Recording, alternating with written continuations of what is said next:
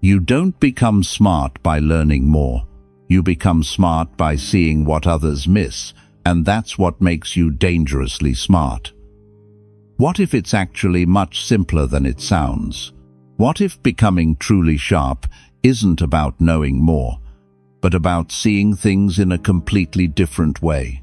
Because the kind of intelligence that actually changes your life isn't the kind that helps you pass tests.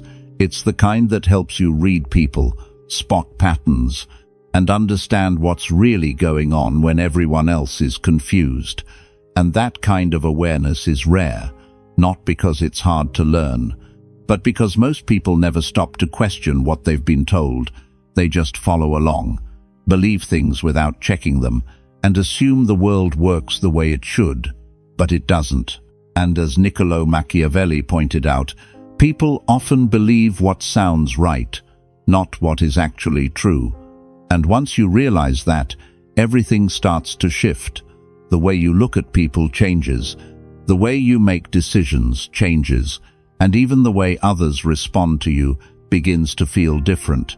Because you're no longer easy to fool, you're no longer reacting without thinking, and you're no longer stuck guessing what's really happening behind the surface. Instead, you start to notice the small details others miss, the tone behind words, the patterns behind actions, and the hidden reasons behind choices. And that's where real power comes from, not from knowing more facts, but from seeing clearly. And once that clarity starts to build, it doesn't just stay in one part of your life. It spreads into everything: your work, your relationships, your decisions, and even how you see yourself. And that's exactly what's about to happen here. Because in the next few minutes, you're not just going to hear ideas, you're going to experience a shift in how you think. And by the end of it, you won't see things the same way you did before. But here's the part most people don't realize. One of these points is going to feel uncomfortable. And when it does, that's exactly the one you shouldn't ignore. Let me show you why most people stay stuck without even realizing it. Most people think they understand what's going on around them, but they're only seeing a small part of the picture, and that's why they keep making the same mistakes again and again. Things don't work the way they expect. People don't act the way they should, and it leaves them confused without knowing why. The truth is, they're missing a few key ways of thinking, and once you see them, you'll realize why you've been stuck this whole time. Before we go any further, there's something most people don't expect about this, because what you're about to learn is not something you can just forget later. Once you understand it, it sticks with you, and that changes how you see everything around you. The way people talk, the way they act, and even the way you look at your own choices will feel different. And that shift can be uncomfortable at first, because you'll start noticing things you used to ignore. You'll pick up on small details that don't match what people say, and you might even feel a bit distant from others who still see things the old way. And that's the part most people don't expect, because gaining this kind of clarity doesn't just make life easier, it also makes it harder to pretend everything is simple. So if you'd rather keep seeing the world in a comfortable way, this is your moment to stop and go back.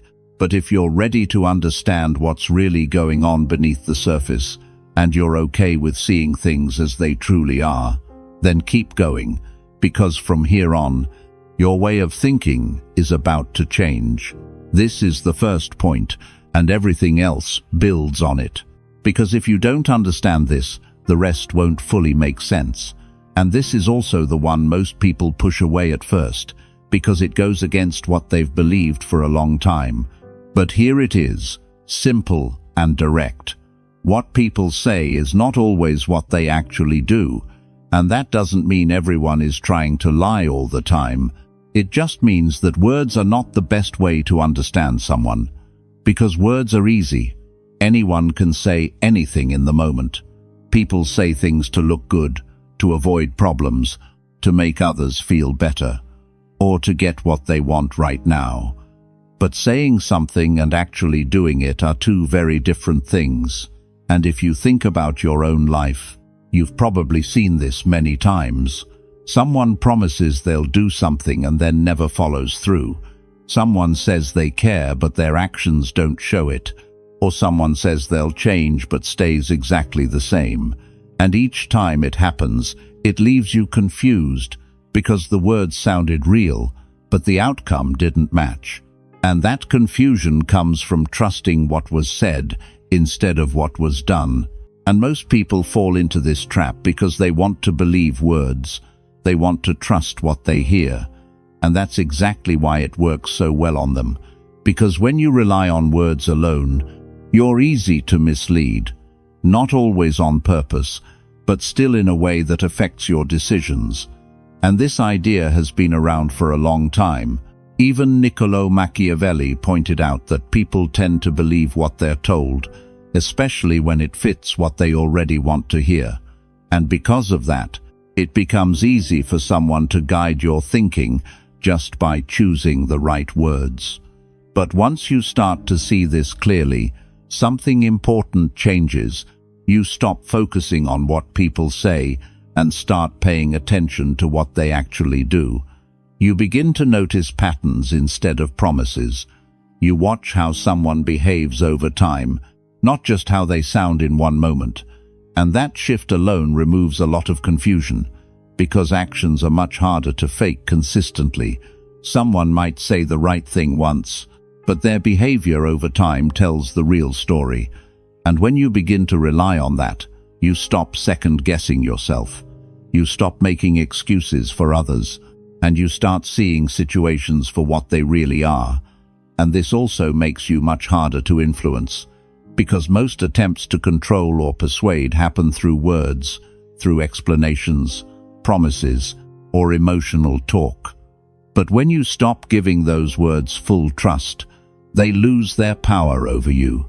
You simply compare what is said with what is done, and if they don't match, you don't ignore it anymore.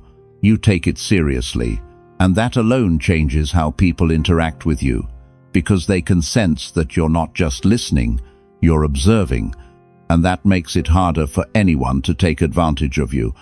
And over time, this becomes a habit. You naturally look for consistency between words and actions, and when it's not there, you notice it quickly, without needing anyone to explain it to you. And that's where clarity starts to build, not from hearing more, but from seeing more. So that's the first point. Don't depend only on what people say. Pay attention to what they keep doing, because what people do again and again will always show you more than what they say once. And if you think that's obvious, the next point is where things get uncomfortable. Now that you understand the first point, we move to the second one. And this is the point that explains why people behave the way they do. Because even if you stop trusting words and start watching actions, you might still wonder why those actions happen in the first place. And here is the simple truth. Every person makes choices that help them in some way. And before you push back on that idea, think about it carefully. This doesn't mean people are bad or selfish all the time. It just means that behind every choice, there is a reason that benefits them in some way. Even if it's not obvious at first, sometimes that benefit is clear, like money, success, or comfort. But other times it's more subtle, like feeling good about themselves, avoiding guilt, gaining approval, or keeping their image strong in front of others. But no matter how it looks on the outside, there is always something they are getting from it. And once you start to see this, people stop feeling random or confusing. They start to make sense, because instead of asking, "Why did they do that to me?" you start asking, "What did they gain from doing that?" And that small change in thinking makes a huge difference, because it helps you understand behavior without taking everything personally. For example, think about a time someone let you down. Maybe they chose something that benefited them even though it hurt you.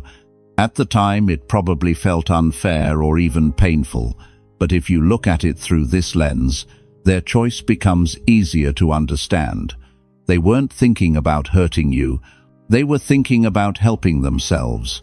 And that's what most people do, not because they are trying to cause damage, but because they are focused on their own needs first. And this idea isn't new either. Even Niccolò Machiavelli explained that people tend to act in ways that serve them, especially when there are no strong reasons stopping them. And that pattern still shows up everywhere today, in friendships, in work, and in everyday decisions. And once you truly accept this, something inside you shifts. You stop being surprised when people choose themselves. You stop expecting others to always put you first. And you start thinking more clearly about what motivates the people around you. And that helps you make better decisions, because you're no longer guessing, you're observing and understanding. And this also changes how you handle your own choices, because you realize that you are not different. You also act in ways that serve you. Even when you're being kind or helpful, there is still a reason behind it that connects to how you feel or what you value. And instead of feeling guilty about that, you start to see it as normal, because it is. And when you accept that, you become more honest with yourself. You stop pretending you don't have needs, and you start making decisions that actually support your life, instead of just trying to please everyone else. And that balance is important, because when you ignore your own interest completely, you end up being used by people who are not ignoring theirs. And that creates an unfair situation where you give more than you receive. But when you understand how self-interest works, you can build better relationships. Ones where both sides benefit instead of only one side taking. And that's where things start to feel more stable and less confusing, because you're no longer relying on hope, you're relying on understanding. So that's the second point. People usually make choices that benefit them, and once you see that clearly, people become easier to understand. Your decisions become stronger. And this is where most people lose, not because they are weak, but because they expect others to act against their own interest when it actually matters. Now we come to the third point, and this is the one that breaks a belief most people have held since childhood. The idea that things are supposed to be fair, because from a young age, people are taught that if they work hard, follow the rules, and do the right thing, they will get what they deserve. But when you look at how things actually play out in real life, that pattern doesn't always hold up. In fact, many times, it doesn't hold up at all. And that leads to frustration, because people expect effort to always lead to reward, but that's not how the world really works. And here is the point. The world does not always work in a fair way. It's just something people hope for. And once you understand that, a lot of confusion starts to clear up, because instead of expecting balance, you start noticing how outcomes actually happen. Think about how often you've seen someone work extremely hard and still get overlooked, while someone else with better timing or stronger connections moves ahead faster, or times when effort didn't lead to results the way it should have.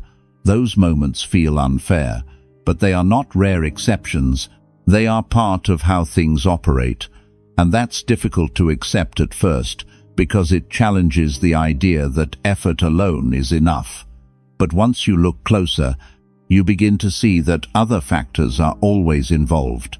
Things like visibility, relationships, timing, and positioning all play a role, and sometimes they matter more than effort itself.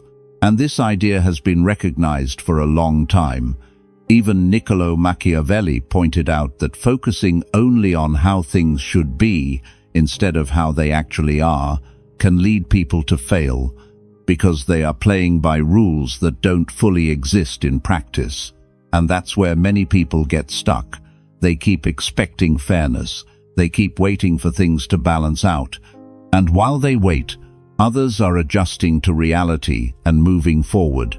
And this creates a gap, not because one group is better, but because one group understands the system more clearly. And when you make this shift, something important changes in your thinking. You stop relying only on effort, and you start paying attention to strategy. You begin to ask questions like, where is the opportunity? Who needs to see this? What timing works best? And how can I position myself better? And those questions lead to smarter decisions, because you're no longer depending on things to work out on their own. You're actively shaping your chances. And this doesn't mean you stop working hard. It means your effort becomes more focused and more effective, because it's guided by awareness instead of just hope. And another important change is that you stop wasting energy on frustration, because when you expect fairness and don't get it, it creates anger and disappointment.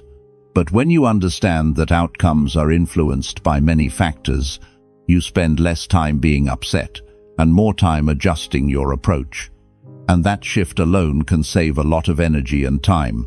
And over time, it builds a stronger sense of control, because you're not just reacting to what happens, you're thinking ahead and preparing for different possibilities. And that makes you more adaptable in different situations. So instead of asking why something wasn't fair, you start asking what actually led to that result and how you can work with those factors next time. And that mindset leads to better outcomes in the long run. So that's the third point. Fairness is not something you can rely on, and this is where most people slow down, while others start adjusting. And once you accept that, you stop waiting for things to be balanced and start working with how things really operate. And most people don't stay stuck because they lack effort. They stay stuck because they believe effort is enough. Now we move to the fourth point, and this is where things become even more clear. Because once you understand that the world isn't always fair, you might still think that at least everyone is playing by the same basic rules, that there is some shared system that applies equally to all people. But when you look closer, that idea starts to fall apart. Because here is the point. The rules are not the same for everyone. Some people are held to strict standards, while others move more freely with far fewer limits. And this difference shows up more often than most people realize. Think about everyday situations. Some people have to follow every step carefully. They have to meet deadlines, follow instructions, and face consequences if they make mistakes, while others can bend those same rules, delay things, or take shortcuts without facing the same level of consequences. And this doesn't always happen in obvious ways. Sometimes it's subtle, but it's there. And once you notice it, you start to see the pattern repeat in many areas of life. And this idea has been observed for a long time. Even Niccolò Machiavelli explained that those with more power often act differently because they have more options and fewer restrictions. And that doesn't mean rules don't exist. It means their impact is not equal across the board. And when you begin to understand this, your perspective changes. You stop assuming that everyone is being treated the same, and you start paying attention to how influence, resources, and position affect what people can and cannot do. And this awareness helps you avoid a common mistake, which is judging situations only on surface-level rules without seeing how those rules are actually applied. Because in many cases, what matters is not just the rule itself, but who is involved and what leverage they have. And once you see that, you begin to think more carefully about your own decisions. You start asking, which rules truly matter, which ones are strictly enforced, and where do people have flexibility? And that kind of thinking allows you to move more intelligently instead of blindly following everything without understanding the context. And this doesn't mean ignoring rules or acting carelessly.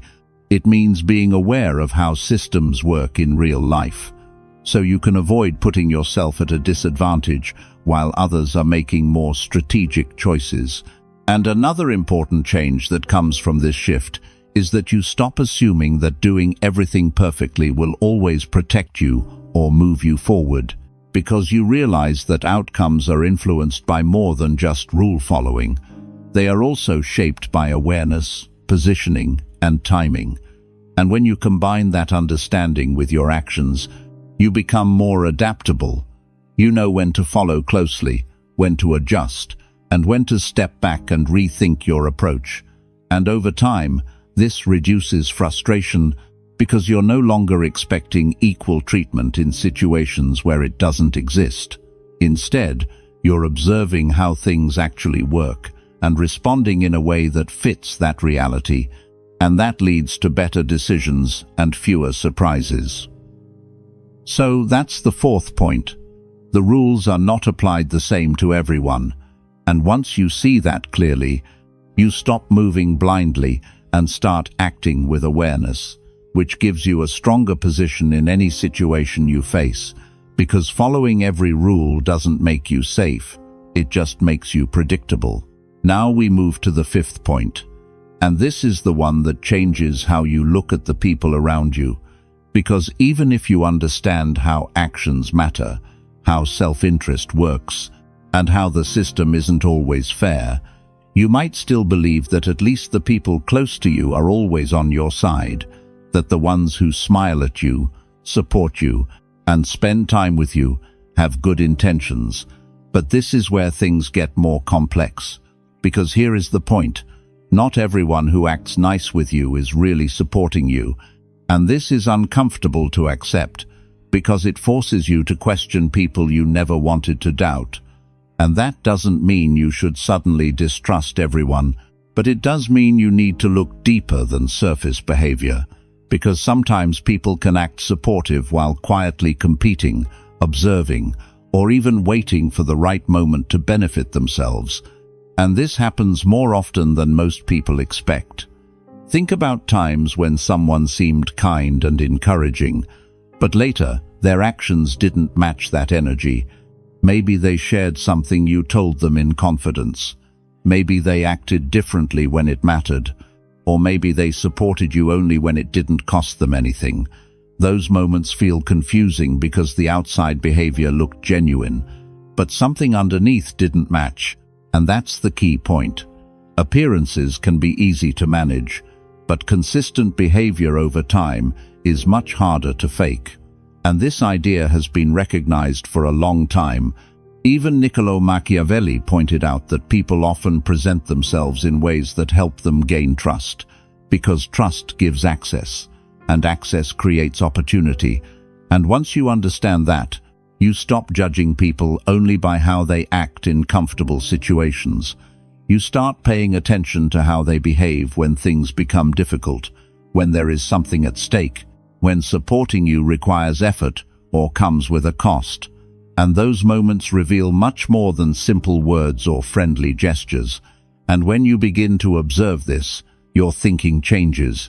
You stop assuming that closeness automatically means loyalty, and you start recognizing that trust is something that builds slowly through consistent actions, not just through shared time or kind behavior. And this helps you avoid giving too much access to people who haven't shown real reliability yet. Because once someone has access to your thoughts, your plans, or your weaknesses, they also have the ability to affect you in ways you may not expect. And that's why being selective becomes important, not in a negative way, but in a thoughtful way, where you take time to understand who is truly supportive and who is simply present. And another change that comes from this shift is that you become less surprised when people act in ways that benefit them, even if it doesn't align with what they showed earlier, because you understand that behavior can change depending on the situation, and that awareness helps you stay steady instead of feeling caught off guard. And over time, you begin to notice patterns more quickly. You see who is consistent, who is reliable, and who changes depending on what they can gain. And that clarity helps you build stronger, more stable relationships, because you're choosing them based on observation instead of assumption. So that's the fifth point. Not everyone who seems friendly is truly on your side. And once you see this clearly, you don't look at people the same way again, because trust is not built on how someone feels in a moment. It's built on what they consistently do over time. And once you understand that, you become more aware of who you trust and how much space you give them in your life. Now we move to the sixth point, and this one is often misunderstood, because people are usually told that being open about struggles makes them stronger and helps them connect with others. And while that can be true in the right situation, it doesn't always work that way in the real world. Because here is the point: sharing too much with the wrong people can cause problems later instead of bringing support. Because not everyone is looking to support you. Some are just looking for where you're exposed. And that doesn't mean you should never be honest or never ask for help. It simply means you need to be careful about where, when, and with whom you share certain things, because not everyone handles that information with care. Some people may ignore it, some may not understand it, and others may use it in ways that put you at a disadvantage later. And if you think about it, you may have seen this happen before. Someone shares something personal, and later it gets brought up in a negative way, or used during a disagreement, or quietly affects how others see them, and that creates a problem. Because something that was meant to build trust ends up reducing it instead. And this pattern has been recognized for a long time. Even Niccolò Machiavelli suggested that people tend to respect strength more than vulnerability, especially in competitive environments, because strength signals stability, while visible weakness can signal risk. And once you understand this, your approach begins to change. You don't stop being honest, but you become more selective. You think about who has earned your trust before sharing deeper struggles, and you recognize that not every environment is safe for full openness. And this awareness helps you protect yourself from situations where your own words could be used against you, and it also changes how you present yourself in everyday life.